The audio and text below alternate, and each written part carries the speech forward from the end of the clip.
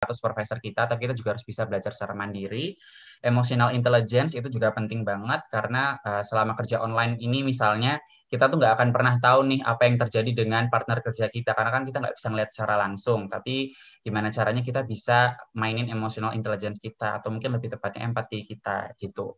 Terus yang selanjutnya itu adalah service oriented karena bisnis kita ini bergantung banget nih sama service kita yang kita lakukan sekarang. Mungkin secara digital, secara online gitu ya, kita tetap harus bisa ngasih service yang terbaik.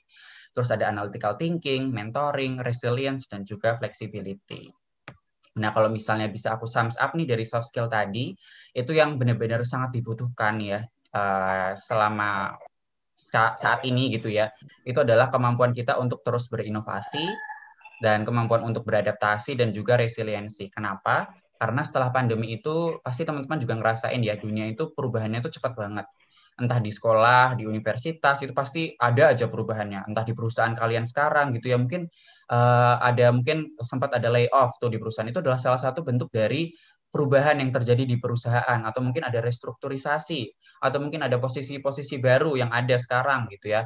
Nah, itu penting banget nih makanya teman-teman untuk bisa dengan cepat beradaptasi itu dengan perubahan-perubahan yang ada dan tidak lupa tetap resilient atau bisa bangkit lagi tuh setelah terjadi keterpurukan gitu ya, bangkit secara cepat gitu ya, nggak mulu-mulu teman-teman ini terpuruk terus gitu ya, tapi gimana caranya setelah terpuruk bisa langsung bangkit lagi gitu. Nah, terus kalau tadi udah ngomongin skill-nya, terus ngomongin key trend-nya atau karir trend-nya, mungkin sekarang aku bakal kasih cara gimana kita mempersiapkan diri untuk masuk nih ke dunia IT gitu ya. Jawabannya itu cuma satu teman-teman sebenarnya. Itu adalah judulnya tuh Be a Long Live Learners. Jadi intinya itu adalah belajar, belajar, belajar gitu. Tapi apakah belajar doang bisa? Enggak dong. Tentunya kita harus mempraktekkan hasil belajar kita. That's why di sini aku kasih beberapa cara gitu ya untuk kita bisa belajar secara efektif. Yang pertama tuh tentunya kita membangun proses belajar yang positif ya buat diri kita sendiri. Kita belajar bukan karena terpaksa, tapi kita belajar itu karena kita ingin mendevelop diri kita menjadi lebih baik. Itu dulu tuh yang harus ditanamkan dalam mindset teman-teman. Jadi bukan karena, aduh aku setelah pandemi ini aku harus belajar nih cara pakai Google Meet, tapi aku males gitu ya. Nah itu jangan gitu ya. Kalian harus berpikir, oke aku harus belajar Google Meet karena nanti kedepannya pasti dibutuhkan banget nih orang-orang yang bisa pakai Google Meet gitu ya. Misalnya contohnya. Terus yang kedua itu adalah terus mempraktekkan nih hasil belajar kalian. Nah, itu penting banget karena kalau misalnya kita belajar doang tapi nggak dipraktekin, pasti itu bakal lupa teman-teman. Nah, praktek itu adalah salah satu cara kita untuk terus menanamkan hasil belajar kita di otak kita gitu ya. Jadi secara nggak sadar kita pasti bakal ingat.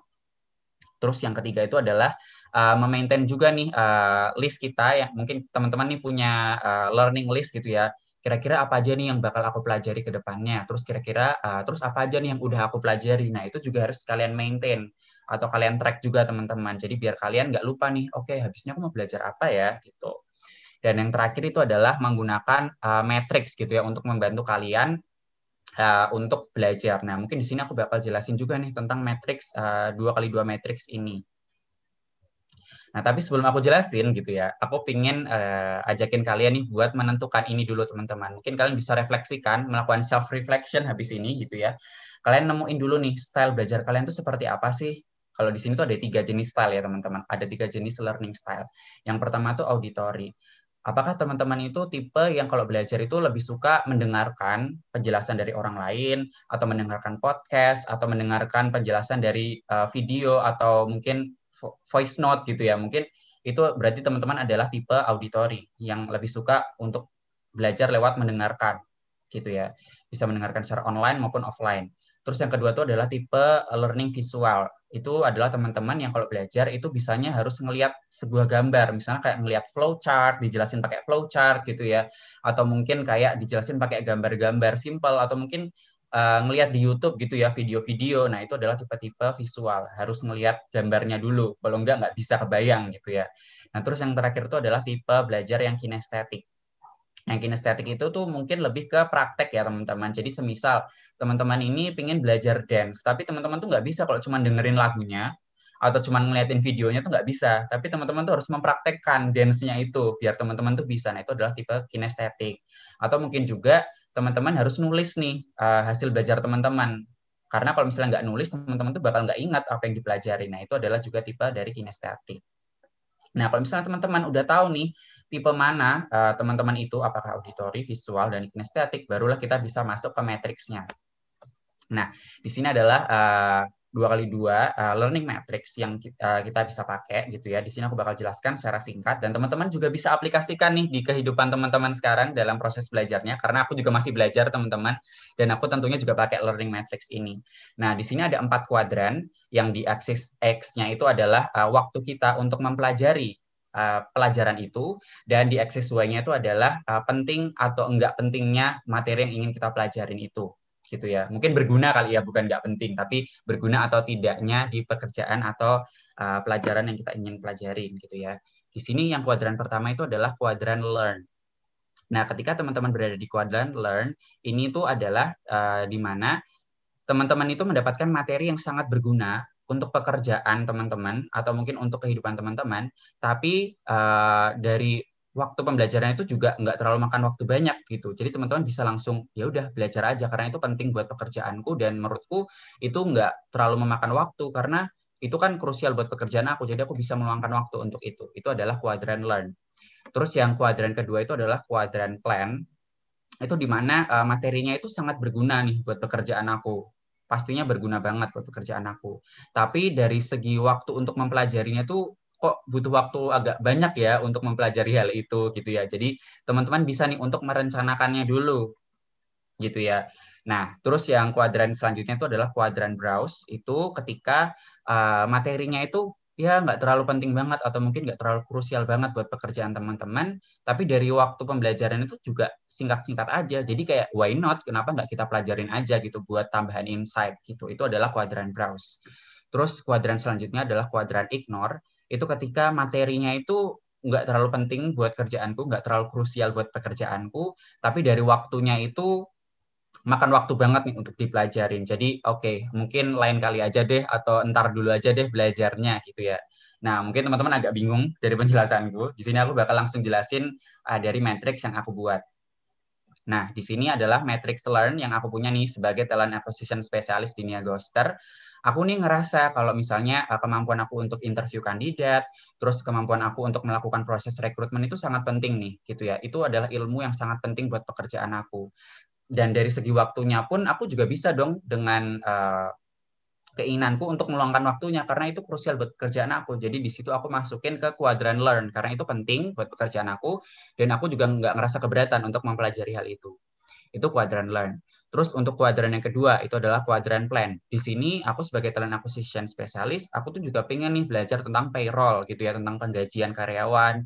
Aku juga pengen belajar tentang employer branding. Itu penting banget nih buat kerjaan aku karena itu juga uh, suatu hal yang aku gunakan juga. Misalnya aku ingin menggaji karyawan, itu gajinya berapa ya? Terus detailnya gimana sih? Pajak-pajaknya gimana sih? Kalau ditanyain kandidat, masa aku nggak bisa jawab?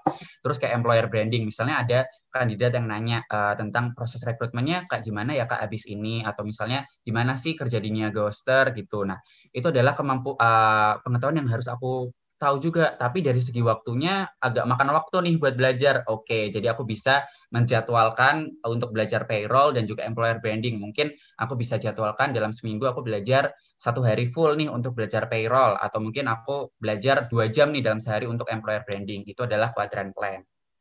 Nah, terus selanjutnya adalah kuadran browse. Di sini aku naruh active listening dan juga time management karena aku tuh ngerasa aku tuh udah jago banget nih time managementnya. Aku udah bisa memanage waktu aku dengan baik. Aku juga udah bisa mendengarkan jawaban dari kandidat itu dengan baik melalui active listening itu tadi gitu ya.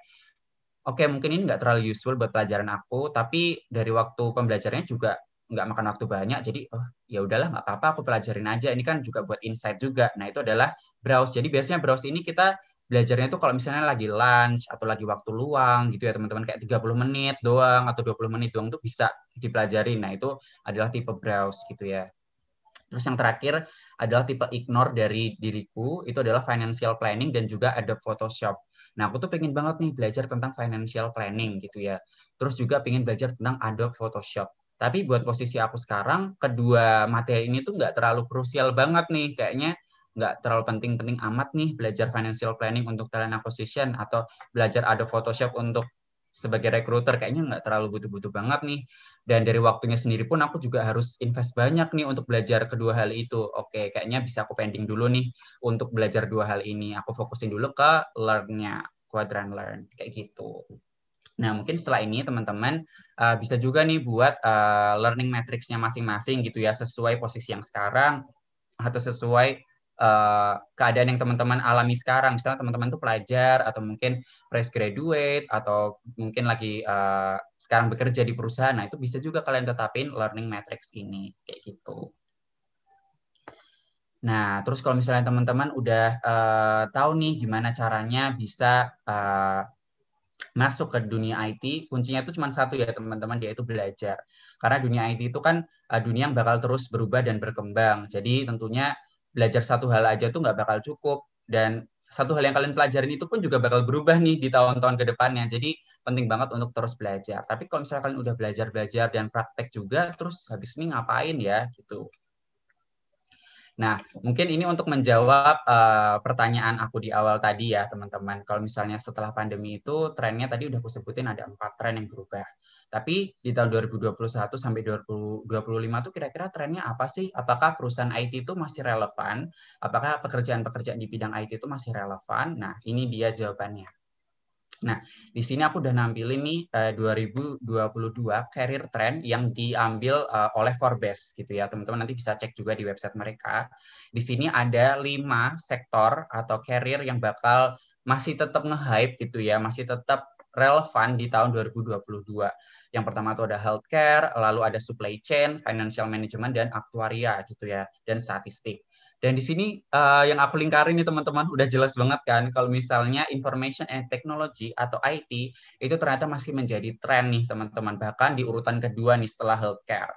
Jadi that's why menarik banget ya teman-teman ketika teman-teman udah tertarik gitu untuk bekerja di bidang IT, nggak usah ragu lagi. Karena di tahun 2022, pekerjaan-pekerjaan di bidang IT itu masih kepake kok, masih relevan kok, dan masih pastinya bakal dicari terus kok. Jadi jangan pernah ragu gitu ya buat kayak terjun di dunia IT gitu teman-teman. Nah, terus apakah teman-teman udah siap gitu ya untuk terjun di dalam dunia IT? I believe teman-teman udah pada siap karena teman-teman udah ikutan NVCF sejak hari pertama. Karena sejak hari pertama itu kita udah jelasin banyak banget hal yang bakal kepake banget nih buat teman-teman yang bakal terjun di dunia IT, terutama di Niaga Oster gitu teman-teman. Jadi buat teman-teman yang udah ikutan NVCF ini, sebenarnya teman-teman itu udah one step closer untuk tahu lebih jauh tentang perusahaan IT, khususnya Niaga Oster gitu ya. Dan beruntung banget nih buat teman-teman juga yang udah kemarin apply buat posisi-posisi yang teman-teman apply sebelumnya gitu ya. Semoga nanti prosesnya berjalan dengan lancar dan teman-teman bisa bergabung dengan Niaga Hoster. Karena apa sih enaknya gabung di Niaga Hoster gitu ya. Mungkin di sini aku bakal jelasin beberapa benefit yang bisa teman-teman dapetin. Yang pertama itu Niaga Hoster itu punya flexible working hours gitu ya. Di masa sekarang itu ini loh teman-teman dicari banget gitu ya. Di perusahaan-perusahaan mungkin nggak banyak perusahaan yang menerapkan flexible working hours dan juga Niagoster itu menerapkan sistem kerja yang work from anywhere. Coba di mana lagi coba kalian bisa menemukan perusahaan IT yang udah work from anywhere terus flexible working hours pula gitu ya. Kalau nggak di Niaga Oster gitu ya teman-teman. Nah terus di Niaga Oster juga kalian tuh juga bisa nih untuk mengembangkan diri kalian. Jadi di Niaga Oster itu kita nggak cuma fokus untuk professional development aja, tapi personal development juga tetap jalan. Jadi buat kalian yang udah ngebuat learning matrix yang udah aku sebutin di atas tadi, kalian juga bisa nih memetakan misalnya kalau kalian bergabung di Niaga Oster, kalian pengen belajar apa ya, kalian pengen ikutan course apa ya, atau mungkin ingin baca buku apa ya, karena di Niaga Oster kita bisa kasih semua personal development space itu for free buat teman-teman semua gitu. Dan tentunya nih karena kita populasi di Niagoster itu sebagian besar adalah anak-anak muda gitu ya. Jadi tentunya culture-nya itu anak muda banget gitu ya. Istilahnya startup banget, Gen Z, Gen Y banget gitu ya. Jadi nggak terlalu birokratis banget, tapi juga nggak terlalu mengekang kreativitas teman-teman juga. Jadi di Niagoster nih kita bisa nih sebagai anak muda mengeksplor seluas-luasnya ide dan kreativitas kita lewat inspiring working culture kita juga gitu. Dan tentunya masih banyak lagi nih benefit-benefit yang bisa teman-teman dapetin. Jadi buat teman-teman yang udah apply NVCF ini, kalian udah one step closer kok buat kenal lebih jauh dengan Niaga Hoster. Dan mungkin kalau kalian tertarik juga nih buat apply selanjutnya, bisa langsung aja nih main-main ke website kita ya di niagohoster.co.id/karir, karena di sana bakal terus diupdate tuh opportunity di Niaga Hoster, dan teman-teman jangan sampai ketinggalan gitu ya. Oke, mungkin itu dari penjelasan dari sesi aku. Semoga bisa insightful ya buat teman-teman yang mungkin masih ajak-ajak atau ragu-ragu buat terjun di dunia IT. Jangan lagi teman-teman, karena IT masih akan kepakai sampai tahun 2022. Nah, mungkin teman-teman bisa juga nih connect di LinkedIn kalau misalnya nanti pengen tanya-tanya, atau mungkin aku akan share lowongan kerja juga. Nah, nanti bisa tuh follow LinkedIn aku di sana. Dan jangan lupa untuk follow sosial media kita di Facebook, Twitter, Instagram, dan juga LinkedIn. Karena di sosial media itulah kita bakal share nih semua opportunity baru di Niaga Hoster gitu ya. Mulai dari posisi atau mungkin insight-insight menarik gitu ya tentang dunia startup, itu bakal kita share di sana. Jadi jangan sampai ketinggalan untuk follow sosial media kita. Gitu. Mungkin itu aja nih sesi dari aku. Thank you banget teman-teman udah mendengarkan ya. Dan di sini aku udah lihat ada beberapa pertanyaan. Mungkin bisa aku balikin lagi nih ke Mbak Astia. Silakan Mbak. Oke, Mas Jo, terima kasih untuk pemaparannya. Aku mau nanya dong, Kakak Jo, kalau belajar untuk memahami si doi itu kuadran keberapa ya? Waduh, itu kayaknya berat juga ya. Kayaknya itu masih di tahap learn ya. Atau mungkin di Oke, plan oke. dulu karena agak susah nih mikirinnya. Oke, oke, oke, Mas Jo. Thank you banget nih sekali lagi untuk pemaparannya tadi jadi terbuka banget untuk harus nambah skill apa nih kira-kira di tahun depan atau mau ikutan course apa ya kira-kira di tahun depan untuk supaya nggak hanya resolusi aja tapi bisa jadi kenyataan ya dan bisa Bener jadi juga banget. peluang kesempatan berkarir khususnya di Niaga Hoster kayak gitu. Yes, bener Menarik banget. banget. Thank you banget Mas Jo. Jadi untuk teman-teman di sini nih ada pertanyaan juga. Ini tuh dari Angga ya, Mas Jo. Mungkin kita langsung ke sesi Q&A ya. Boleh. Ada dari Angga, itu mau bertanya nih, service adalah bagian penting untuk customer experience sekaligus untuk membentuk customer loyal. Ada nggak sih tips dari Kak Joshua untuk meningkatkan service skill kita di masa digital saat ini? Oke, silakan Mas Jo. Oke, thank you Mas Angga. Ini Mas Angga yang dari Balikpapan atau Mas Angga yang satu lagi nih? Karena ada dua nih Iya, Mas Angganya. ada dua ternyata. Oke, oke, thank you Mas Angga ya buat pertanyaannya. Jadi untuk meningkatkan service, sebenarnya teman-teman kalau ngomong-ngomong soal service itu nggak melulu tentang pekerjaan yang berada di lini depan aja ya. Tapi misalnya kayak di front office gitu ya. Tapi di back office pun kita tuh juga harus menerapkan best quality of service gitu ya. Nah, gimana caranya kita bisa kasih best quality of service untuk semua stakeholder kita? Itu yang pertama tuh kita cuma pakai empati aja sih sebenarnya, Mas Angga gitu. Jadi karena dasar dari service yang baik itu adalah good empathy. Jadi gimana caranya nih kita sebagai orang yang memiliki posisi tertentu itu bisa memberikan empati terbaik kita. Kita bisa tahu nih apa yang dibutuhkan customer kita, apa yang dibutuhkan stakeholder kita, dan kita bisa kasih nih dengan solusi yang mereka butuhkan, dengan cara yang mereka butuhkan gitu.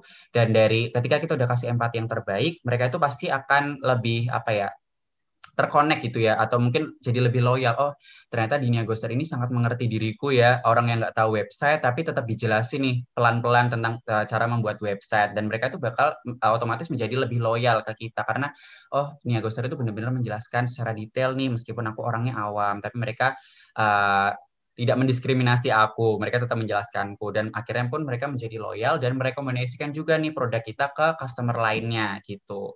Jadi di situ sih, cuman tinggal dirimu bisa memainkan empatinya aja, karena empati itu penting nih. Istilahnya biar istilahnya kamu bisa dilihat sebagai seorang yang peka gitu ya terhadap customer maupun stakeholder kamu. Gitu, Mas Angga. Semoga bisa menjawab ya. Oke, bener. Jadi harus empati juga kalau bisa dijadiin teman juga ya. Nanti ikutan Mm-mm. diajak ngobrol tuh, bisa Bener loh. banget, bener banget. Jadi from strangers to friend ya.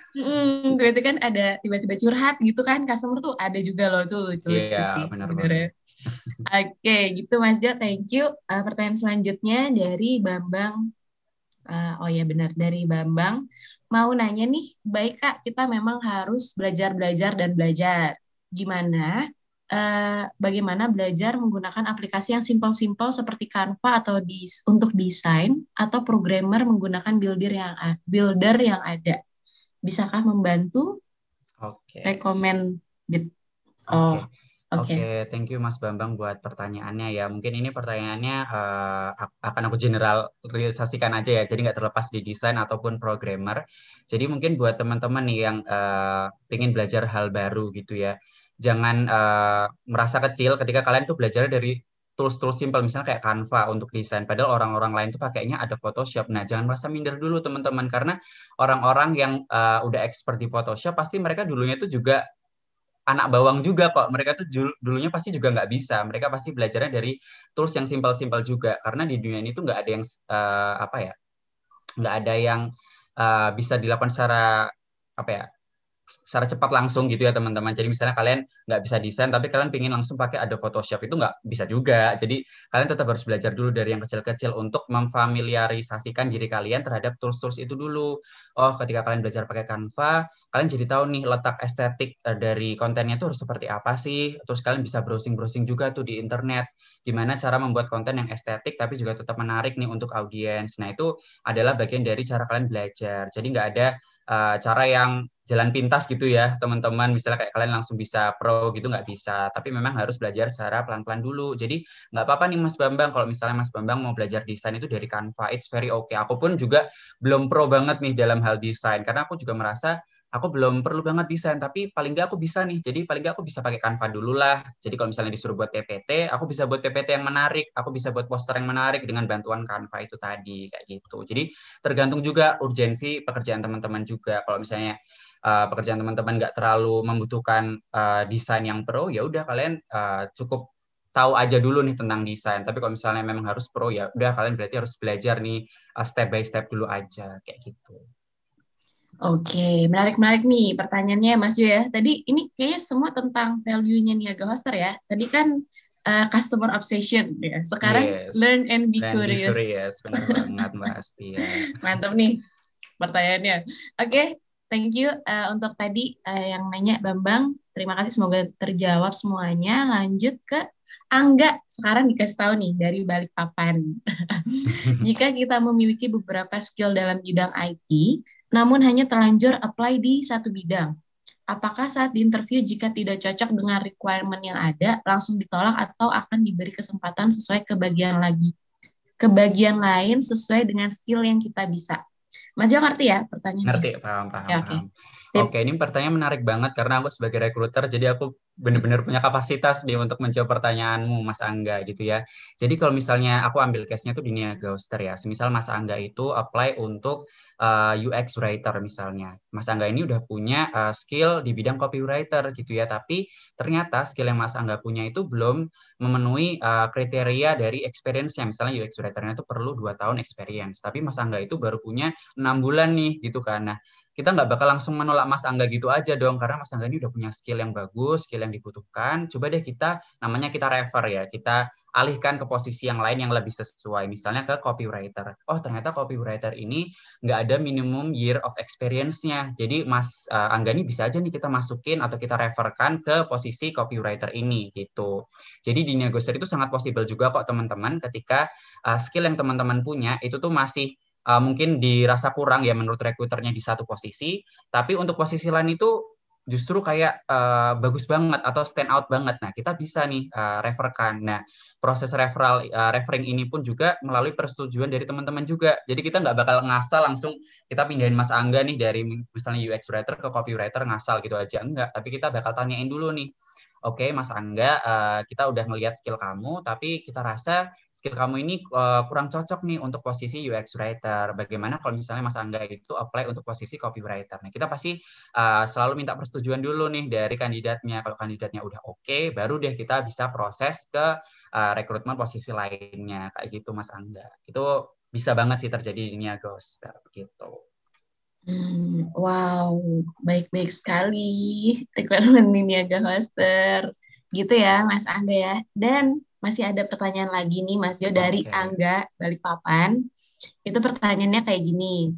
Project apa yang sedang dibangun di sisi full stack developer di NH teknologi. Terus yang kedua, teknologi apa atau tools yang biasa digunakan oleh full stack developer di NH? Terus yang ketiga, ini masih ngomongin developer ya. Jika belum memiliki skill yang sesuai dengan teknologi requirement di NH, namun memiliki pengalaman dengan skill atau teknologi lain yang serupa, apakah ada kesempatan untuk bergabung di NH? Silakan Mas Jo, Oke. pertanyaannya Aku cukup aku banyak. resapin dulu ya pertanyaannya karena Iya. ini pertanyaannya cukup challenging buat aku yang dimana aku adalah talent acquisition spesialis dan itu adalah kerjaan full stack. Tapi aku coba jawab sebisa aku ya Mas Angga ya. Jadi maaf banget nih kalau misalnya jawabannya itu kurang memuaskan gitu ya. Oke. Aku akan bantu jawab. Jadi mungkin kalau yang project yang sedang berjalan itu mungkin aku kurang tahu ya Mas Angga. Sorry banget nih aku belum bisa jawab hal itu. Mungkin nanti ketika ada kesempatan ngobrol sama tim full stack-nya mungkin nah itu bisa langsung tuh dijawab oleh mereka gitu ya. Nah, kalau untuk teknologi atau tools apa yang biasanya dipakai untuk oleh tim full stack gitu ya. Nah, untuk tech stack-nya, mungkin anak-anak full stack itu udah familiar ya dengan tech stack gitu ya. Nah, kalau di Niagoster itu, kita itu karena full stack, jadi kita udah nge-cover nih dari back end dan juga front end-nya. Nah, untuk back end, biasanya tuh kita pakainya PHP, Laravel gitu, teman-teman. Nah, sedangkan untuk front end, kita tuh biasanya pakai HTML, CSS, ataupun juga JavaScript. Nah, kalau untuk JavaScript itu, kita pakainya tuh Vue.js gitu. Nah, itu adalah tools-tools yang biasanya dipakai di Niaga Hoster. Nah, jadi misalnya nih teman-teman itu apply untuk posisi full stack gitu ya. Nah, jangan lupa juga tuh dicantumin tools apa yang kalian pakai di project-project kalian saat ini. Misalnya kalian ternyata bukan pakai Vue.js atau mungkin pakai tools lain, nah itu bisa kalian cantumin juga. Jadi rekruternya tuh bisa dengan mudah nih menganalisa requirement yang udah ada di kalian tuh sesuai nggak ya sama yang dicari di Niaga Hoster gitu. Apakah jadi kalian bisa self assessing diri kalian sendiri nih. Oh, ternyata aku belum pakai Vue.js nih, aku belum pakai PHP Laravel nih di project-project aku. Jadi kalian bisa kayak kira-kira nanti aku bakal lolos atau enggak ya. Kalian bisa akhirnya memikirkan gitu ya, apa aku cari project lain dulu ya yang pakai PHP Laravel baru aku nanti apply lagi. Jadi biar possibility aku keterima jadi lebih besar. Nah, misalnya kayak gitu teman-teman itu juga bisa. Karena requirement ini tuh udah jelas banget kok ada di website karir kita. Itu udah semuanya ada di website karir kita. Jadi kalau teman-teman memang jeli gitu ya buat membaca, teman-teman baca tuh di sana pasti ada tools yang kita pakai itu apa aja, terus kayak mungkin dari back end front end-nya itu pakai apa gitu, itu udah jelas banget di sana. Jadi teman-teman bisa langsung check out aja ke sana ya, baca-baca di sana. Mungkin untuk posisi lain juga nggak cuma full stack, misalnya kayak UX writer atau mungkin copywriter atau mungkin talent acquisition, itu tools-tools apa yang biasa dipakai udah pasti ada di sana semua gitu.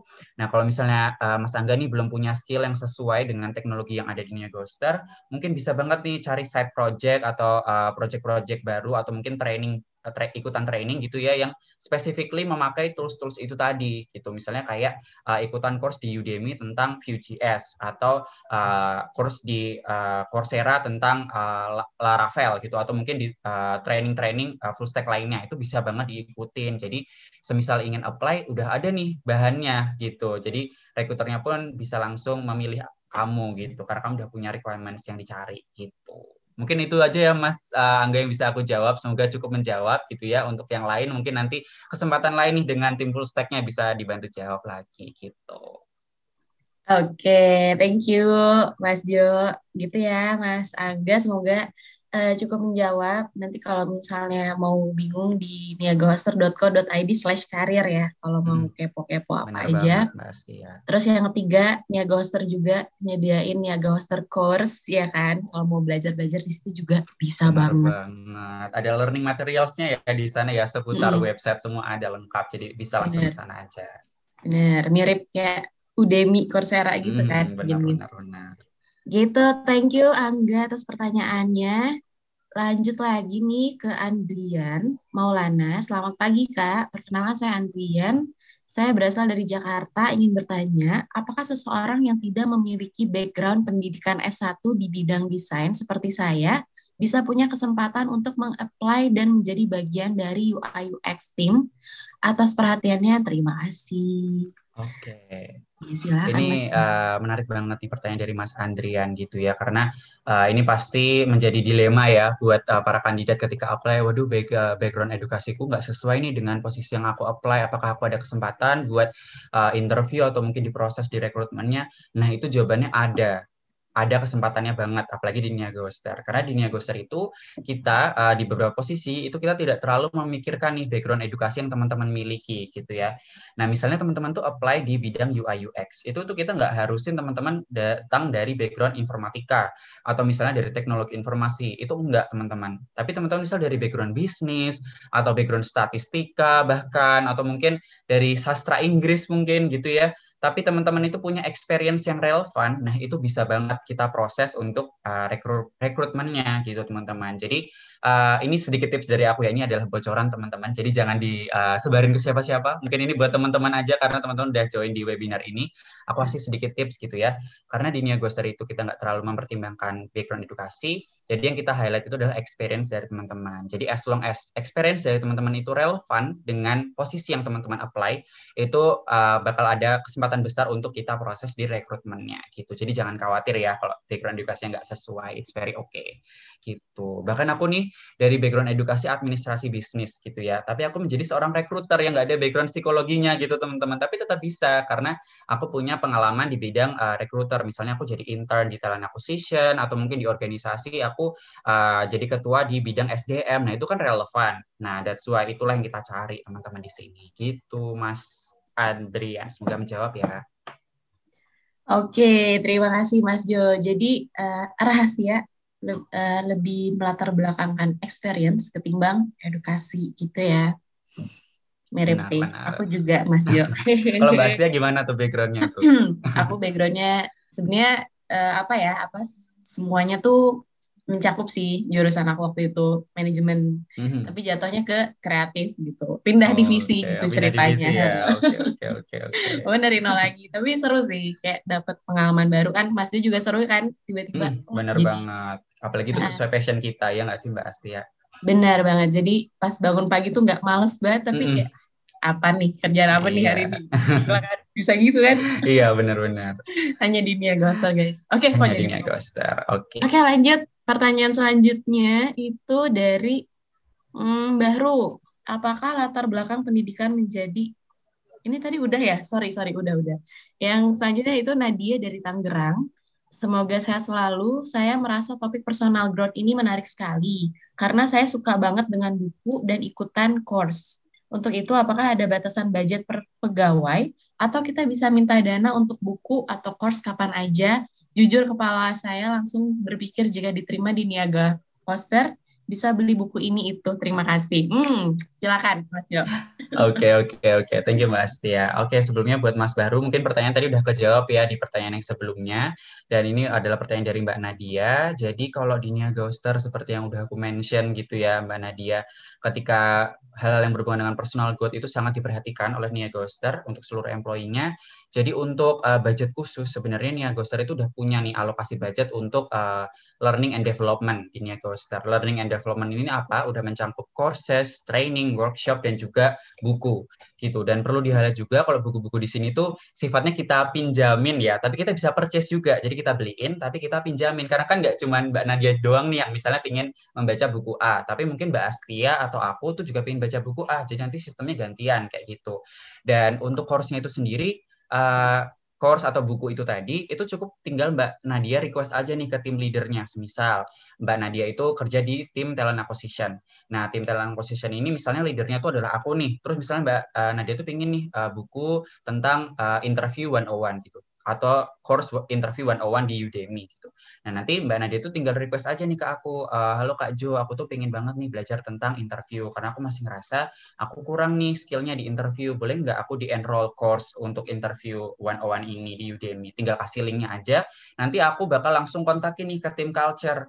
Nah, nanti dari tim culture akan langsung purchase untuk course-course atau buku-buku itu dan bakal langsung kita kirimin nih ke Mbak Nadia. Jadi Mbak Nadia bisa langsung tuh ikutan course-nya atau baca bukunya gitu. Dan kita nggak batasin sih untuk berapa course atau berapa buku yang dirimu bisa baca atau bisa ikutin di Nia Ghoster.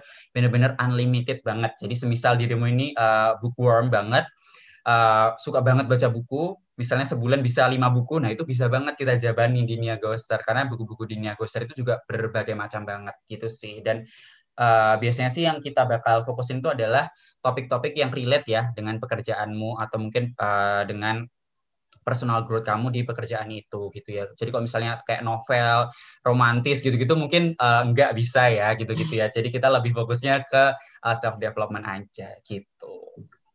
Iya, bener banget. Terus juga selain itu di kantor juga banyak buku ya kan? Ada Benar rak-rak banget. buku khusus tuh menarik banget bisa Mm. dibaca. Salah satu juga aku punya buku dari Nah, itu kantor. Mbak Astia nih, salah satu bukti nyatanya ya. Bukti Jadi nyata. jadi Ini bukunya tuh buku. nggak harus selalu ini teman-teman nggak harus selalu dicetak, tapi kita bisa kasih e-book juga gitu. Jadi semisal emang bukunya Ya, itu nggak kita temukan secara offline, kita bisa langsung kasih e-booknya gitu. Jadi tanpa batas sih pokoknya kalau soal learning and development di Niaga Star. benar sekali kayak gitu. Oke, thank you Mas Jo, thank you juga Nadia, seru banget pertanyaannya. Terus kita lanjut ke pertanyaan selanjutnya itu dari Devi. Semisal saya daftar jadi UX designer, namun belum memiliki pengalaman kerja sebagai UX designer sebelumnya, sehingga portofolionya hanya portofolio pribadi dan tugas kampus dulu. Apakah CV saya bisa dipertimbangkan di Niaga Hoster? Ini mirip pertanyaannya tadi ya, yang pertama Hmm. sama Mas Andre ini. Tapi mungkin boleh dijelasin lagi sama Mas Mungkin Jos, ku silakan. tambahin penjelasan sedikit ya tentang Ya. hal ini ya. Jadi kalau misalnya dirimu ini belum punya Mbak Eka belum punya pengalaman profesional mungkin ya di bidang UX writer, mungkin dirimu ini bisa mulai dulu nih dengan cari-cari opportunity misalnya kayak project atau misalnya ikut training kan sekarang banyak banget nih. Ada juga di training dari partner kita tuh dari Binar Academy, ada di Bimbing, mereka tuh juga buka training-training khusus UI UX gitu. Nah, mungkin dirimu bisa juga nih untuk ikutan training dulu biar bisa building portfolio yang lebih bagus juga.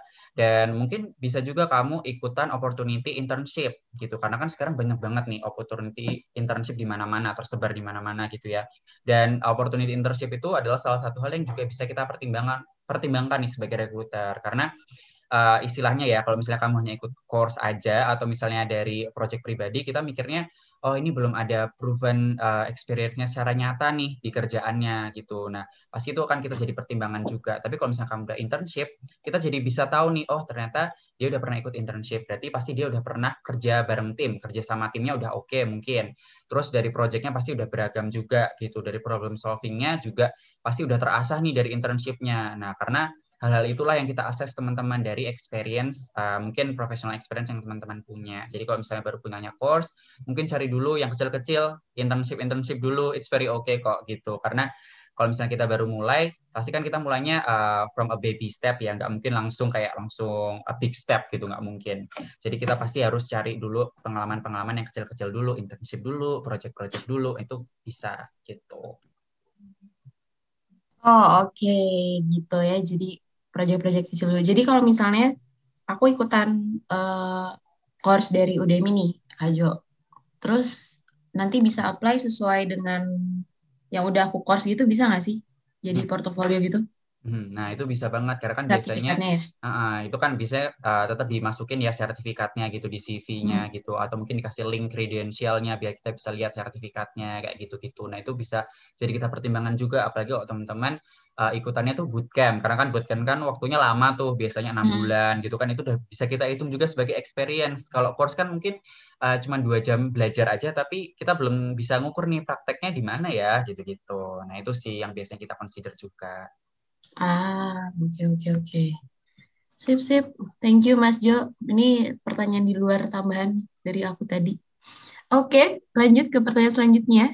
Dari hampir sama kayak Devi tadi, yaitu dari Rizka. Saya kan apply di posisi UI Design di Niaga Hoster, tapi saya belum ada pengalaman pekerjaan dalam bidang UI Design. Tapi saya pernah mengerjakan proyek yang berkaitan dengan bidang tersebut selama kuliah. Apakah saya masih ada kesempatan untuk direkrut untuk posisi tersebut? Silakan Mas Jo. Oke, ini mungkin pertanyaannya mirip-mirip ya sama Hmm, pertanyaan-pertanyaan sebelumnya ya. Jadi intinya mungkin aku jawab secara general aja ya. Jadi intinya kalau misalnya teman-teman nih udah punya satu skill tertentu gitu ya, terus kayak pingin switch career mungkin ya hitungannya ya. Karena kan di sini kan uh, pingin apply sebagai UI designer, tapi belum ada pengalaman kerjanya gitu. Nah, itu teman-teman coba dulu aja gitu, coba dulu apply. Nah, kalau misalnya teman-teman udah apply, terus misalnya nih ternyata di-reject sama rekruternya. Nah, teman-teman tuh jangan langsung sedih atau merasa terpuruk gitu ya. Oh, ternyata aku nggak bisa nih, skillku kurang dan lain-lainnya. Tapi jadikanlah hasil evaluasi atau rejection letter dari rekruter itu sebagai salah satu cara teman-teman untuk improve diri teman-teman. Oh, berarti aku masih ada kurangnya nih untuk cari experience. Oke, berarti aku akan petakan lagi nih. Mungkin balik ke learning matrix tadi. Berarti aku akan fokuskan diriku untuk belajar fokus di UI designer. Atau mungkin aku harus cari experience dulu nih, internship di UI designer. Jadi biar kedepannya bisa dilirik, CV-nya dilirik oleh rekruternya, ghoster. Atau misalnya kalau di rejection letternya dibilang masih lack of English communication misalnya. Oh, berarti kedepannya aku harus belajar lebih nih di bahasa Inggrisnya biar nantinya aku ketika interview atau CV-nya udah di input bisa dilirik oleh tim dari Niaga Star, ikutan tes TOEFL dan sebagainya macamnya. Dan berhubungan dengan UI UX project ini, mungkin teman-teman bisa ikutin saran aku tadi sih untuk ambil-ambil short project gitu ya, mungkin ikutan bootcamp atau mungkin ikutan project freelance dari teman, ikutan project freelance teman-teman, temannya teman-teman gitu ya, sorry, kayak gitu. Nah, itu mungkin bisa dilakuin gitu sih. Mungkin sedikit saran dari aku buat semua posisi ya, nggak terlepas dari UI UX aja gitu. Semoga menjawab ya Mbak Rizka. Oke, semua terjawab. Jadi berapa pentingnya nih 1 sampai 10 kita belajar bahasa Lituania? Salah ya. Waduh, aduh salah tuh Mbak. Aduh jangan bahasa Lituania dong, agak susah. Memahami doi aja udah susah, apalagi belajar bahasa Waduh, Lituania ya. waduh bisa aja nih semua Joshua. Oke. Oke, ada yang terlewat nih. Sorry banget Oh, tadi oke. dari Mbak Sari dari Karanganyar. Maaf kalau mungkin ini out of the topic. Bolehkah saya bertanya mengenai bagaimana tips personal branding yang baik dan menarik fresh graduate yang masih minim pengalaman kerja atau portofolio? Wah, ini menarik nih. Silakan Mas Jo. Oke, wah ini menarik banget karena jujur ketika aku menjadi fresh graduate ini adalah hal yang sangat-sangat aku pelajari gitu ya untuk tembus ke perusahaan impian aku, salah satunya Niaga Oster dong pastinya gitu ya. Nah jadi sedikit tips personal branding dari aku itu adalah teman-teman bisa masukkan nih pengalaman-pengalaman organisasi teman-teman ke dalam CV-nya gitu. Nah, pengalaman organisasi yang seperti apa sih? Pengalaman organisasi yang relevan dengan pekerjaan yang teman-teman apply gitu. Semisal teman-teman ini apply sebagai HR gitu ya, recruiter atau mungkin learning and development. Mungkin teman-teman bisa masukin project kepanitiaan yang berhubungan dengan itu. Misalnya teman-teman menjadi ketua panitia. Karena kan ketua panitia itu kan juga mengatur SDM ya, SDM dalam timnya, mengatur tim, terus membuat job desk untuk timnya, merekap job desk timnya, terus merekrut timnya juga itu. Atau misalnya teman-teman menjadi staff design di himpunannya gitu. Nah, itu juga bisa dimasukin. Oh, di waktu aku jadi staff himpunan, aku itu juga membangun UI UX untuk website dari himpunan aku, misalnya kayak gitu. Atau mungkin di himpunan aku tuh ada project membuat aplikasi untuk mahasiswa teknik informasi, misalnya gitu. Nah, itu teman-teman bisa masukin juga tuh detail-detailsnya secara detail di CV teman-teman. Jadi CV itu jangan cuman kayak himpunan teknik mesin, terus himpunan akuntansi, udah gitu doang. Itu jelas nggak bakal kita lirik sama sekali sih. Bahkan kayak kita lihat aja langsung udah ya udah nggak usah lah gitu, nggak usah dibaca misalnya gitu. Tapi ketika teman-teman masukin detailnya, misalnya himpunan teknik informatika, di situ teman-teman menjadi panitia untuk event A, terus membangun website untuk keperluan jurusan, terus dimasukin juga portofolio websitenya, atau mungkin mengikuti pelatihan dari Kemenristek Dikti gitu tentang pembuatan website. Kalian masukin detailsnya di sana. Nah, itu adalah menjadi salah satu hal juga yang bisa kita consider. Oh, ternyata dia sebagai fresh graduate banyak juga ya pengalamannya. Dia ikut lomba-lomba mungkin atau mungkin bikin project-project freelance nih selama kuliah. Oke, kita bisa pertimbangkan. Nah, itu adalah tahap-tahap awal ketika teman-teman apply gitu ya, biar CV-nya dilirik. Tapi kalau misalnya teman-teman udah masuknya interview gitu ya, personal branding ini mainnya itu next level lagi gitu. Karena apa? Karena teman-teman harus bisa nih menceritakan kembali apa yang ada di CV teman-teman ke depan recruiter. istilahnya ketika teman-teman itu sedang interview, teman-teman itu sedang menjual diri teman-teman ke depan rekruter. Apa sih yang membuat diri teman-teman itu menarik dan membuat rekruter itu harus memilih kalian sebagai kandidat yang potensial gitu. Nah, caranya itu adalah dengan ya udah kalian menceritakan dengan runtut experience yang kalian punya. Terus kalian itu juga ketika ditanya tentang tools yang kamu pakai apa, kamu bisa jelasin, aku pakainya tools untuk web development, aku pakainya Laravel nih atau Vue.js. Oh, berarti orang ini udah paham nih penggunaan website. Gimana sih cara makainya? Kalian bisa jelasin secara runtut. Nah, itu adalah hal-hal yang mungkin bisa meyakinkan rekruter tentang skill-skill kalian gitu. Misalnya kalau kalian skillnya itu writer gitu ya. Oh, kamu udah pernah nulis apa selama kuliah gitu ya. Oh, aku udah pernah academic writing nih. Aku pernah menulis paper untuk project dosen atau mungkin aku ikutan lomba menulis dan aku juara 1 di situ dengan topik A, B, C atau mungkin aku banyak riset-riset nih bersama dosen dan teman-teman aku di kampus tentang fenomena apa gitu. Nah, itu adalah salah satu caranya teman-teman bisa meyakinkan rekruter kalau kalian tuh udah punya skill-nya gitu sebenarnya. Cuman kan emang belum profesional aja, tapi kalian udah punya basic skill-nya gitu sih. Semoga cukup menjawab ya, pertanyaan agak panjang jawabannya. Nggak apa-apa nih, seru sih. Jadi kalau misalnya detail banget ditaruh di CV, itu tuh makin bagus ya Mas Jo ya. Bener Tapi banget. ada nggak sih minimal halaman CV itu kira-kira berapa banyak gitu? Oke, nah kalau thank you banget nih Mbak Astia, pertanyaannya bagus, pertanyaan tambahnya bagus banget gitu ya. Mungkin ini sedikit insight juga buat teman-teman. Kalau misalnya aku udah bilang nih tools CV itu yang detail, kalian harus kasih bullet points. Nah, terus berapa banyak sih harusnya halaman CV? Maksimal itu adalah 2 halaman gitu. Tapi ingat ya teman-teman, preferensi setiap rekruter tuh beda-beda.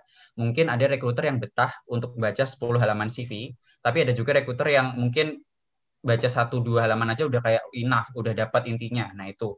Tapi yang aku saranin ke teman-teman adalah buat CV kalian itu maksimal 2 halaman. Dan setiap experience yang kalian punya itu harus selalu dikasih penjelasannya. Minimal 2 kalimat lah, atau mungkin dibuat bullet points. Ada 3 bullet points gitu. Jadi recruiter tuh ketika baca, tahu kalian tuh ngerjain apa aja. Jadi biar lebih merasa diyakinkan rekruternya gitu. Oke oke. Kalau kalau misalnya PDF kan itu bisa nge-link kali ya, link nanti Benar ke banget. sertifikat atau link kemana kayak gitu Benar-benar ya. gitu. Benar banget. Menarik. Setuju. Terima kasih Mas Jo. Untuk teman-teman lain di sini nih, yang mungkin mau nanya langsung, raise hand kayak tadi, apapun ya Mas Jo ya, Boleh banget tentang seputar interview ini. mungkin, boleh juga Ya gitu ini ya. boleh banget loh Kak, supaya terima gimana itu boleh banget loh, Ya silakan mungkin aku banget bisa nih. kasih tips-tips rahasia lainnya gitu ya. Iya, kan kita akan kasih serta merta ya kan. Tanya dulu dong. Mm-mm. Nyebelin banget sih. Oke, oke. Gitu. Eh, oh, oke ada pertanyaan baru nih. Mungkin yang mau resen boleh banget ya di monggoin. Ini dari Ainur Rahmat. Kalau boleh tahu lowongan apa aja yang di Niaga Hoster selalu tersedia? Oh, oke. Boleh mungkin Mas Jo dijelaskan? Oke, thank you Mas siapa tadi? Mas Ini, Ainur ya. Mas Mbak Ainur. Ainur ya mungkin. Eh, Mbak Mas. Ainur ya. Mas. Oke. Jadi lowongan apa yang selalu tersedia di Niagoster? Pertama-tama mungkin aku bakal selalu ingetin lagi buat teman-teman kalau mau cek lowongan kerja di Niagoster langsung aja kunjungin niagoster.co.id/karir karena di sana bakal kita update terus posisi-posisi yang bakal kita buka di Niagoster. Dan untuk lowongan yang sering banget kita buka dan selalu kayaknya nggak akan pernah tutup itu yang pertama itu adalah customer success specialist gitu. Kenapa? Karena kita tuh bisnis kita tuh terus berkembang, terus klien-klien kita tuh terus tambah banyak gitu ya. Mungkin sekarang kita udah ada ribuan uh, atau mungkin jutaan klien di seluruh dunia ini dan mereka itu semua tuh perlu dihandle oleh customer service yang top chair gitu ya. That's why kita selalu open nih posisi customer success specialist yang bakal ngebantu klien-klien kita untuk solving problem mereka gitu ketika mereka mungkin ada masalah tentang dengan website mereka atau dengan hosting mereka atau mungkin mereka mau beli hosting. Nah, itu akan selalu kita bantu. That's why customer success itu bakal kita terus buka nih sepanjang tahun gitu. Dan posisi yang kita buka lainnya itu adalah biasanya tuh full stack developer gitu, teman-teman. Karena full stack developer itu juga adalah posisi yang krusial banget nih buat bisnisnya Niaga Hoster gitu ya. Jadi kita pasti bakal terus mencari talenta-talenta terbaik di full stack developer gitu ya untuk ngebantu tim engineering kita nih untuk mendevelop seluruh proses website di Niaga Hoster juga kayak gitu. Mungkin itu ya sedikit info dari aku. Mungkin sejauh ini baru ada 2 posisi yang terus bakal dibuka, tapi posisi-posisi lainnya akan terus kita update di website karir kita. Jadi jangan lupa kunjungin website kita juga ya, gitu. Oke, ya. Jangan lupa kunjungin website dan pantengin Instagramnya ya, Mas Jo ya. Di Nah, niagahoster.id atau Insight Niagahoster juga bisa kalau mau ngomongin tips and trick tentang pekerjaan kayak gitu ya. Nah, ini ada yang OT banget nih, Mas Jo nih. Tapi Mas Jo bisa jawab nggak ya kira-kira? Dari Chris Grego Mince, maaf OOT, ya nggak apa-apa. Ini apa? Niaga Hoster itu punya data center sendiri nggak ya? Boleh tahu ada di mana aja? Boleh, silahkan. Oke, oke, oke, oke. Oke, thank you ya, Mas Chris. Ini pertanyaannya cukup menarik. Mungkin udah dibantu juga nih sama Kak Kip ya, udah share juga linknya. Jadi Niagoster udah sempat posting nih di Instagram kita di niagoster.id. Kalau misalnya data center kita tuh letaknya ada di DCII, di data center yang kemarin tuh kebakaran gitu teman-teman. Tapi thankfully data center punya Niagoster itu nggak kena dampaknya, nggak kebakar gitu istilahnya. Jadi data kita tuh masih aman, terjamin aman gitu ya, dan selamat semuanya. Jadi untuk teman-teman yang mungkin udah jadi kliennya Niagoster, udah ngerasain juga mungkin ya kalau websitenya nggak ada kendala berarti gitu ya selama kebakaran kemarin. Karena kita nggak ada di tempat yang sama tuh dengan perusahaan-perusahaan lain yang kebakaran atau kena impact-nya kemarin gitu, Mas Chris. Semoga menjawab ya. Bener, thank you Mas Jo untuk pernyataannya karena Niagoster juga baru banget buat video tentang data center gitu. Jadi kalau mau lebih lengkapnya lagi buka aja YouTube-nya, terus search di niagahoster.id itu nanti keluar tentang data center. Jadi Bener kebetulan banget banget. nih. Jangan lupa Jadi, subscribe tuh teman-teman. oh iya, jangan lupa subscribe gitu ya. Thank you Kak Kris untuk pertanyaannya. Oke, udah nih, udah nggak ada yang nanya lagi ternyata. Kirain ada yang nanya lagi. Oke, kalau gitu aku mau nanya dong, boleh nggak sih, Mas Jo? Boleh banget. Nah, jadi kalau misalnya nih untuk tips and trick ini nggak akan yang aneh kayak tadi kok tadi. Untuk tips and trick gimana sih atau enggak teman-teman di sini yang mungkin masih bingung harus mulai dari mana untuk bisa join ke IT industri gitu. Terus apa aja yang mungkin harus dilakukan untuk bisa join ke IT industri? Oke. Ngerti nggak ya Oke, pertanyaan aku kok? Aku ngerti oh banget, ya ngerti oke. banget.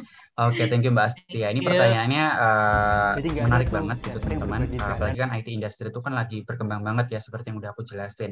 Nah, salah satu cara, sebenarnya cuma ada satu cara nih buat teman-teman bisa benar-benar masuk atau terjun ke dunia IT industry itu adalah melakukan riset yang mendalam. Dah, itu aja. Jadi teman-teman tuh harus ngelakuin riset dulu nih tentang perusahaan mana yang teman-teman pengen masukin, terkhususnya bidang IT. Kalau misalnya perusahaan itu IT, kalian harus tahu nih produk dari perusahaan itu apa aja sih. Perusahaan itu bergerak di bidang apa sih? Misalnya kayak Niagoster. Niagoster itu bergerak di bidang hosting dan domain.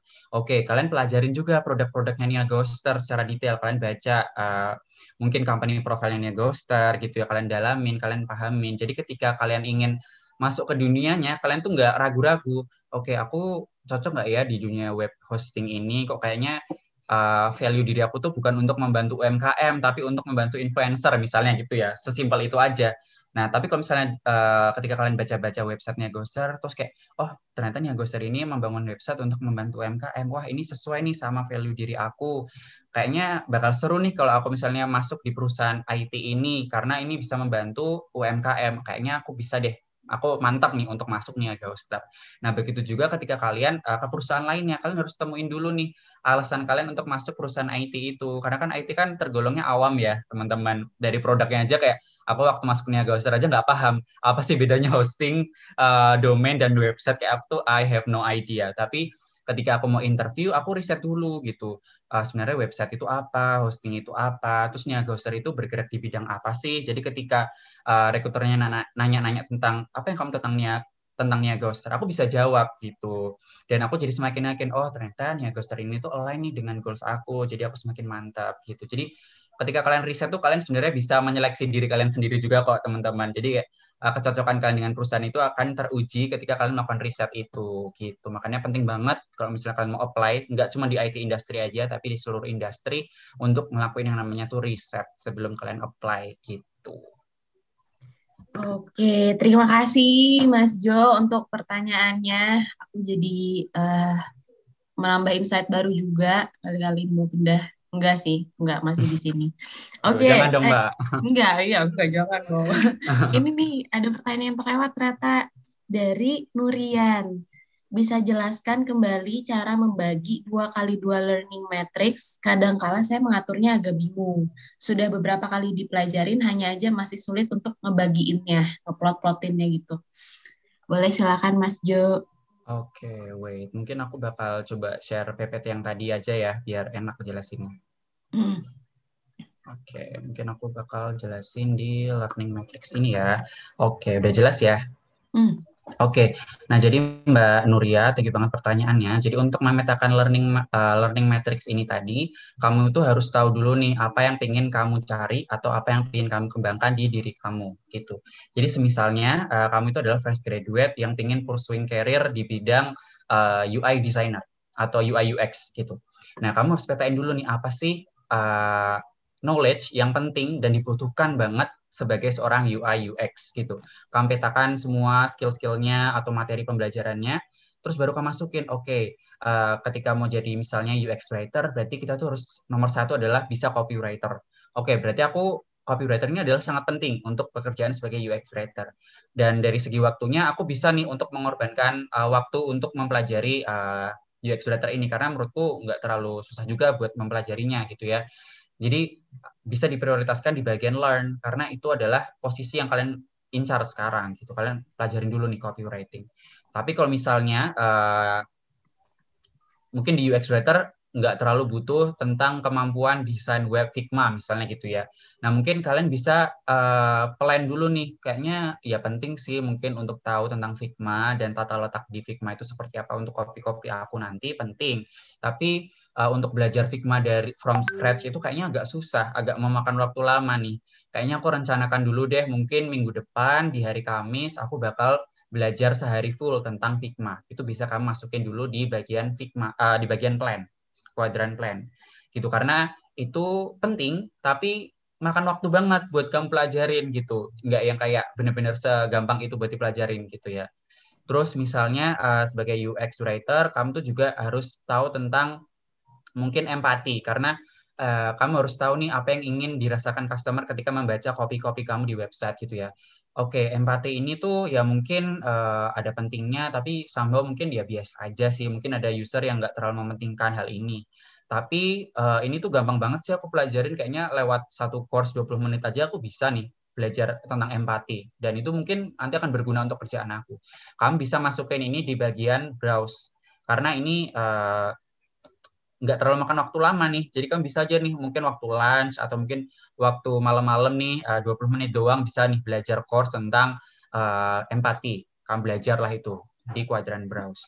Tapi misalnya kalau yang ada di kuadran ignore itu adalah kuadran di mana kamu benar-benar kayak itu tuh nggak terlalu penting banget buat kerjaan kamu dan juga itu time consuming banget. Semisalnya kamu sebagai UX writer, tapi kamu tuh pingin juga belajar tentang interview gitu kan. Kan ini agak kayaknya nggak butuh-butuh banget deh. Kayaknya kamu belajar tentang interview kandidat ya terkhususnya ya.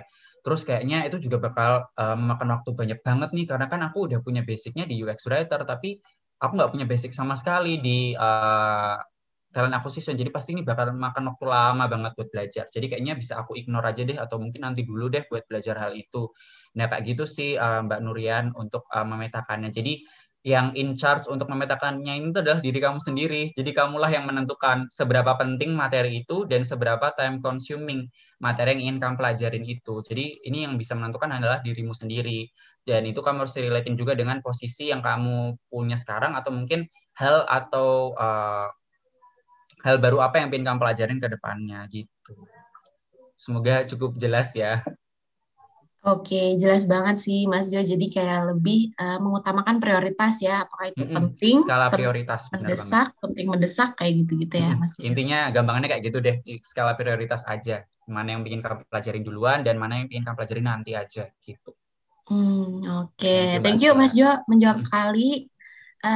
Ada pertanyaan terakhir nih sebelum kita menutup sesi acara keseluruhan dari NVCF kali ini, yaitu ada dari Steven 4120, enggak usah dijawab. Steven, Jadi gini pertanyaannya. Maaf sedikit OTT ya. Kalau untuk sistem pekerjaan di Niaga Hoster, apakah WFH atau WFO?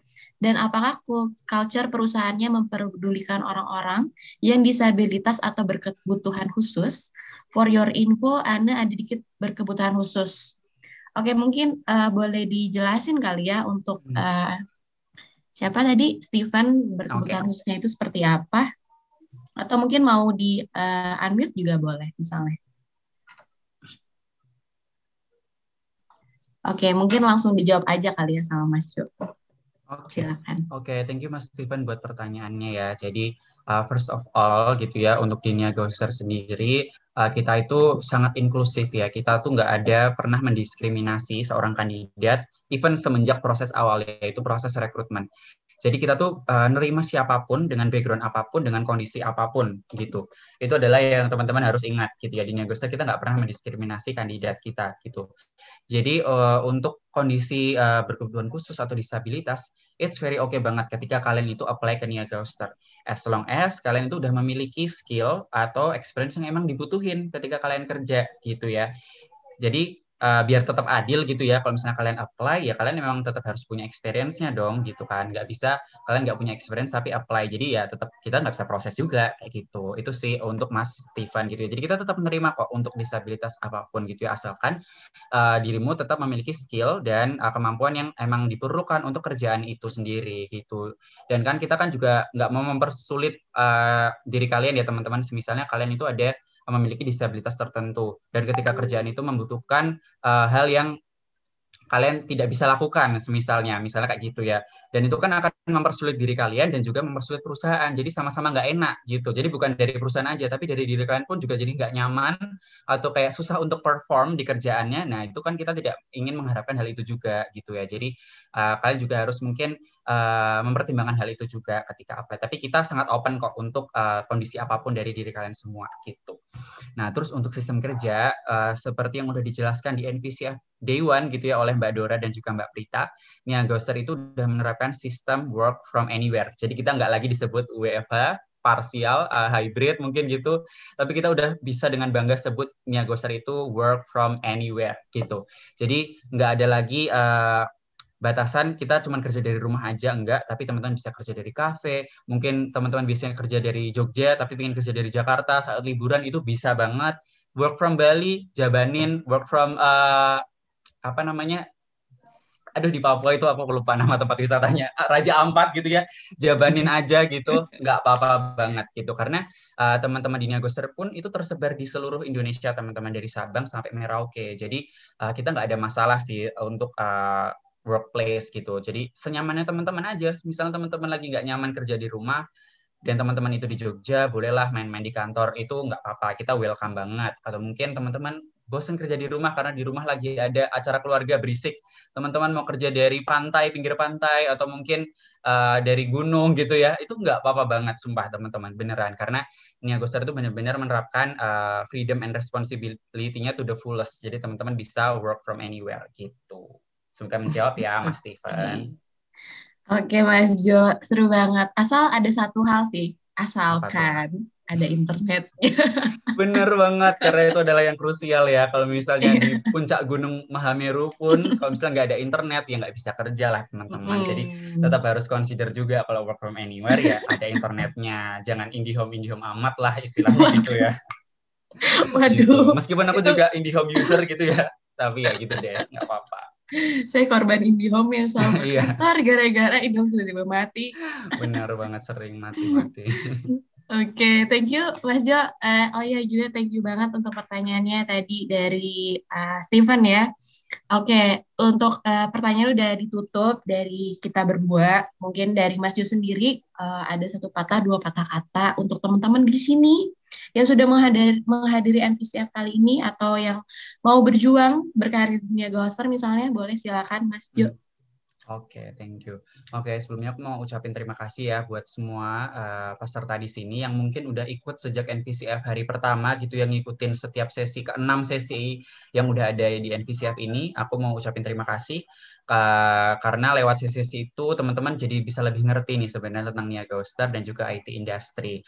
Dan buat teman-teman nih mungkin yang masih ada keraguan untuk masuk gak ya di IT industry atau mungkin atau industri lain, aku saranin jangan pernah ragu. Karena seperti yang udah aku jelasin ya, di tren 2022, IT industry itu masih menjadi salah satu career trend yang bakal terus ada. Dan tentunya bakal terus berkembang ke depannya gitu ya. Jadi istilahnya nggak ada matinya lah kalau kamu itu bekerja di industri IT. Jadi jangan pernah ragu untuk terjun di dunia IT karena selalu ada awal untuk segalanya gitu ya. Dan pasti kalian tetap bisa belajar di sini. Dan aku sangat saranin buat teman-teman semua kalau misalnya ingin memulai karirnya di Niaga Hoster, jangan lupa untuk kunjungin website kita di niagoster.co.id/karir karena di sana bakal ada berbagai opportunity yang terus diupdate setiap bulannya, dan juga follow Instagram kita di @niagahoster karena di sana bakal lebih banyak nih cerita-cerita mungkin dari Hoster Ranger yang bisa jadi inspirasi teman-teman juga ketika mau apply di Niaga Hoster. Gitu. Mungkin itu sekian dari aku dan sampai ketemu mungkin nanti sebagai Hoster Ranger ya. Thank you so much. Thank you Mas Jo atas pemaparannya dan udah bersedia untuk jawab satu-satu pertanyaan-pertanyaan dari teman-teman di sini. Super insightful dan useful banget pastinya. Dan juga aku jadi dapat pencerahan juga nih, mesti nambahin skill apa misalnya, atau mau resolusi tahun depan nih mau ngapain ya gitu. Dan untuk teman-teman di sini yang misalnya udah dapat pencerahan juga nih mau nambah skill apa dan lain-lain, bisa juga teman-teman di sini kepoin Niaga Hoster Course atau webinarnya Niaga Hoster, atau misalnya ikutan bootcamp dari hari Senin, atau nggak dibimbing, atau nggak dari webinar juga misalnya kayak gitu, yang nantinya akan selalu ada juga ya untuk webinar-webinar di Niaga Hoster itu sendiri kayak gitu. Nah, sebelum menutup akhir acara NVCF di hari terakhir ini, mungkin teman-teman di sini boleh banget buka videonya atau buka diliatin gitu mukanya, karena kita ada sesi foto sebelum penutupan NVCF kali ini kayak gitu ya, sebelum up closing gitu maksudnya. Oke, mungkin teman-teman di sini boleh dibuka semua ya kameranya, kita foto dulu nih buat kenang-kenangan atau buat update di status gitu kan, hari Minggu ikutan webinar. Ini wow banget, thank you banget teman-teman. Oke, ditunggu nih semua satu-satu udah muncul. Mungkin untuk Mbak Tia boleh dibantu kali ya untuk screen capture ininya. Oke Mas. Oke, thank you. Oke, udah ready ya semuanya nih. Udah ready belum? Kayaknya ada yang belum nih. Boleh mungkin nunggu 1 detik lagi ya, enggak? Boleh. Kali-kali ada yang mau lipstikan gitu. Saya lipstiknya hilang juga nih jadinya. Ya, dandan dulu guys. Ayo teman-teman bisa on cam. Nanti siapa tahu muka teman-teman nampil nih di Instagramnya Insightnya Ghoster gitu ya. Bisa di-share ke teman-teman lainnya juga. Seru banget. Jangan lupa tag juga nih yang mau update, bisa tag di Insightnya Ghoster gitu ya, Mas Jo ya. Iya, bener banget. Jangan lupa follow loh, tapi kalau jangan tag iya. doang, tapi di follow juga. Bener, gitu saya ya. lupa lagi. Jangan lupa follow, komen, pokoknya aktifin aja, seru. Nanti pasti dijawab sama Miminnya nih. Iya. Oke, udah semua mungkin kali ya, Mbak Tia ya? Oke, kayaknya udah semua sih. Oke deh, kalau begitu mari kita mulai sesi foto kali ini. Oke, siap ya semuanya. 1, 2, 3. Oke, sekali lagi mungkin. Oke, 1, 2, 3. Oke, dan thank you semuanya. Thank you semuanya, teman-teman yang udah open cam, yang udah berpartisipasi untuk bertanya-tanya juga. Dan yang penting, yang terutama adalah sudah hadir di NVCF hari terakhir ini, atau enggak di VCF yang kemarin-kemarin yang udah datang atau yang udah berturut-turut hadir. Terima kasih banyak untuk teman-teman di sini. Dan juga nggak kerasa udah 3 jam sudah berlalu, tapi semoga ilmu-ilmu yang tadi dipaparkan Mas Jo, Mas Andreas, atau yang di hari-hari lalu yang kemarin juga bisa bermanfaat untuk teman-teman di sini ke depannya. Dan terima kasih juga sekali lagi untuk partner kita nih yang udah ngebantuin NVCF kali ini, yaitu ada Binar, harisenin.com, dan di Bimbing. Thank you untuk panitia dan semuanya, thank you semua, thank you so much. Dan aku mau kasih tahu nih, setelah break kali ini nih, nanti di jam 1, itu akan ada pengumuman untuk teman-teman yang lolos CV screening. Mungkin untuk lebih detailnya bisa dijelaskan lagi kali ya sama Mbak Kitty ya? Gitu ya? Oke, thank you Mbak Astia.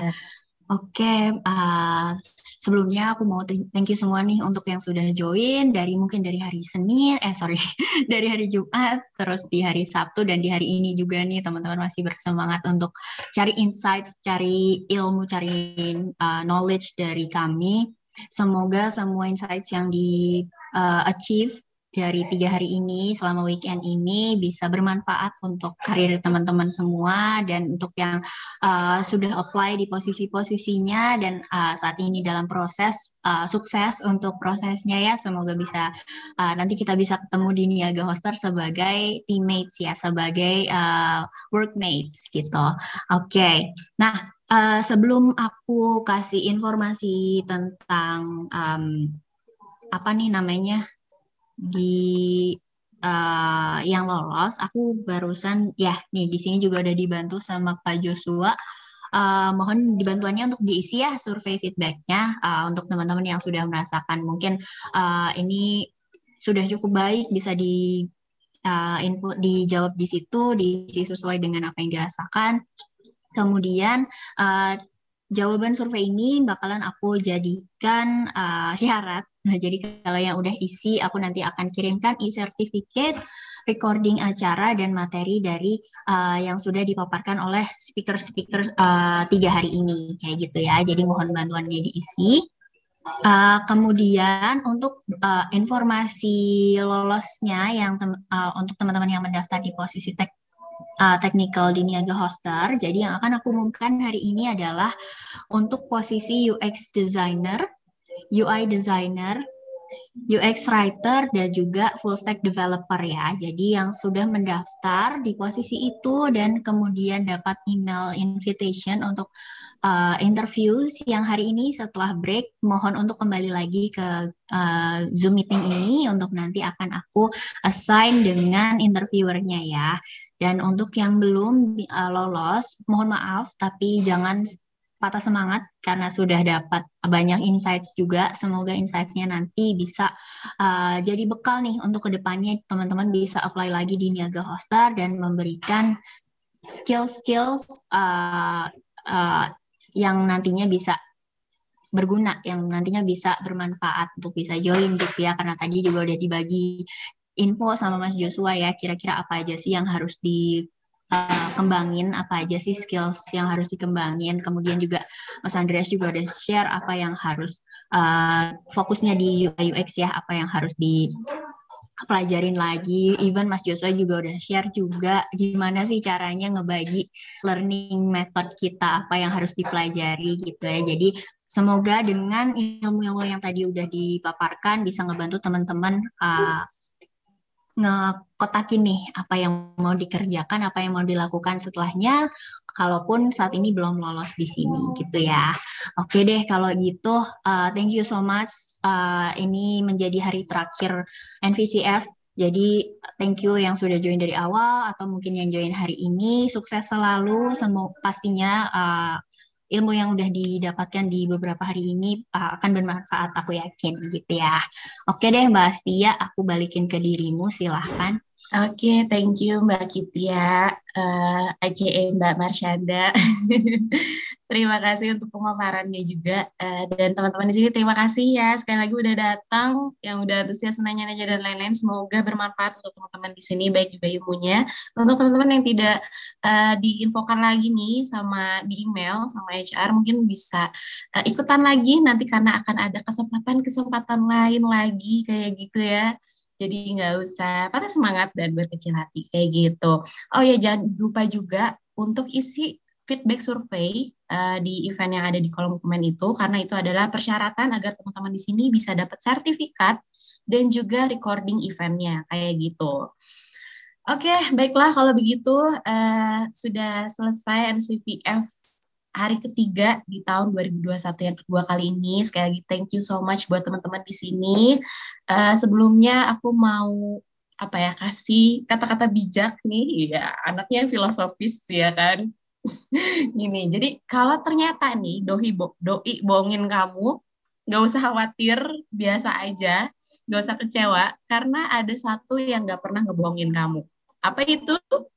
Yaitu usaha. Karena usaha tidak pernah membohongi hasil, kayak gitu ya. Oke, tetap semangat teman-teman di sini, sukses selalu, sehat selalu, tetap semangat juga, tetap berusaha, kita jalan terus. Pokoknya good luck untuk kalian semua di sini. Satu kata terakhir lagi, lari-lari dikejar Mbak Asih. Saya pamit undur diri. Terima kasih. Oke, thank you so much teman-teman. Bye-bye. Happy weekend. Happy weekend. Happy weekend. Thank you Mas Andres.